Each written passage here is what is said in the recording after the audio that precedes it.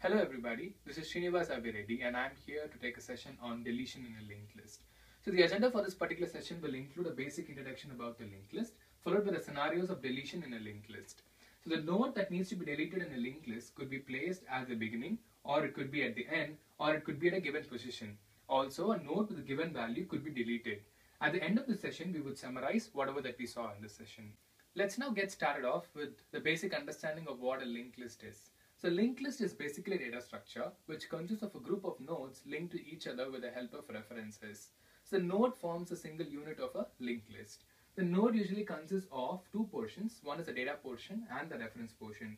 So a typical node looks something like this. So it has the data plus the reference portion. So the reference portion is the one which points or links it to the other nodes. So this is a basic example of a linked list. The first node is usually called the head node, and the last node is typically called the tail node, and the tail node points to null. The linked list has a feature where it can dynamically grow or shrink. Now let's go on to the deletion scenarios in the linked list. Let's look at the scenario 1 of deleting a node in the linked list. So here we're going to delete the node which is present at the beginning. So let us take the example of this particular linked list where we have 3 nodes and we have to delete the first node.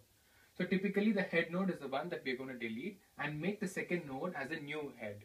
In order to do that, what we do is we make the current head point to the current heads next. So thereby the current heads gets deleted and the number 2 becomes a new head. So this becomes the new head. Now we'll also have to, the second step for this is that we'll also have to free the previous head. So typically in Python the garbage collection is taken care automatically, but if it has to be done in C or C++, separate free command has to be used for freeing up the memory that's been used by the old head. So let's go through the pseudocode that I've written for this. So if the length of the linked list is 0, we're going to say it's going to be an empty list, else we're going to make the current head point to the heads next and reduce the length of the linked list by 1. So let's look at the scenario 2 where we're going to delete a node which is present at the end of the linked list. So let's consider a sample linked list which consists of 4 nodes, and the node that we're going to delete is the last node which contains the data 4. So in order to do that, the first step involves traversing the linked list with the help of 2 pointers until we reach the tail node and delete the tail node. So let's go through the pseudocode in parallel as well. So the 2 pointers that we're going to use are going to be denoted by current node and the previous node. So both of which are going to point to head initially. So that's what we have seen here. The previous node and the current node points to the head node initially. So at every point of iteration, the previous node occupies the current node or points to the current node, and the current node points to the current node dot next. Here in the next iteration, here the previous node is going to point to 8 and the current node is going to point to the current node dot next, which is 70 here. So at the next iteration, eventually the previous node will point to 70 and the current node will point to 9.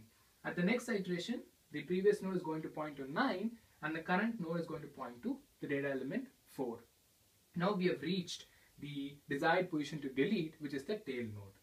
So once we have reached the desired position, what are we going to do in order to delete the tail node is that we're going to point the previous node dot next to null and free the tail node.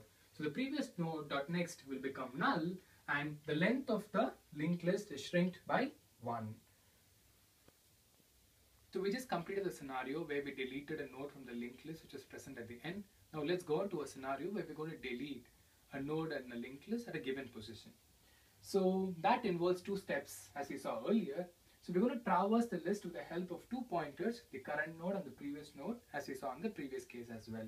So now let's look at the pseudocode in parallel. So what are we going to do is that until we reach the desired position, so we're going to maintain a counter variable which is initialized to 0, and then we have the current node and the previous node pointing to head. So at each point of the iteration, the counter is going to be incremented by 1 and the previous node will be pointing to current node and the current node will be pointing to current node on next. But once we reach the desired position, the previous nodes next will point to the current nodes dot next. So let's just see with an example.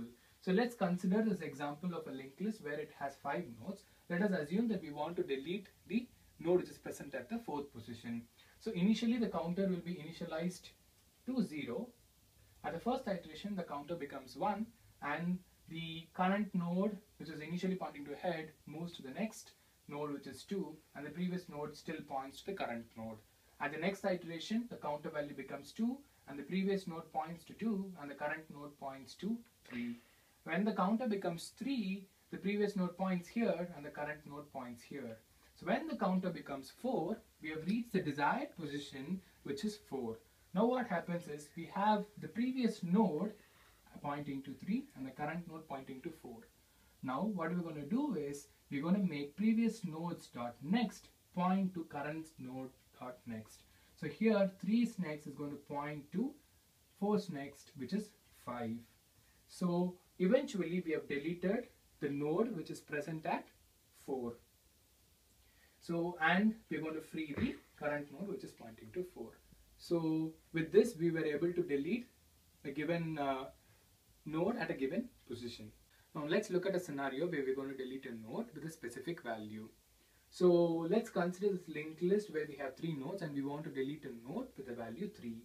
So let's look at the pseudocode in parallel. So we're going to have 2 pointers for traversing the list, where the current node and the previous node, which will be initially pointing to the head.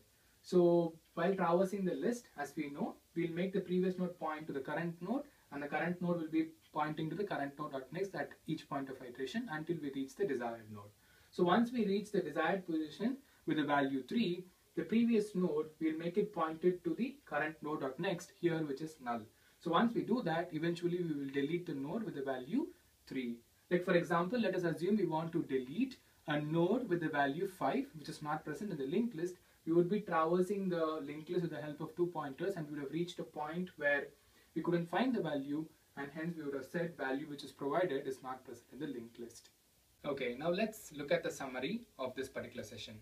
So we looked at the basic structure of a linked list and then we looked at the deletion scenarios of a linked list. Now look at the comparison of linked lists with arrays with respect to the complexity or the time complexity and the space complexity here. So if we see the extra space which is occupied by the linked list because of the references that it uses, it is in the order of n, whereas in case of arrays it is nothing. And in case of the time taken for search, so for linked list it is in the worst case is in the order of n or linear time. In case of array, since it is indexed, it is constant or order of 1. For deletion scenarios, for deleting at the beginning, in case of linked list is at the order of 1. Since we do not traverse the list, we only have to bother about the head node. But with respect to arrays, it's going to be order of n or linear time because we're going to realign the indexes as well. But for deleting at the end, in case of arrays, it is in constant time, and in case of linked list, it's going to be linear time because we're going to traverse the entire list. Same as the case for deleting at the middle. In case of arrays, it is also linear time again because we'll have to realign the indexes again. So thank you for watching this video. If you have any queries, please do mail me at sriniavireddy, which is sriniavireddy@gmail.com. I have also included the GitHub links where I have uploaded the code as well for this particular session. Thank you so much.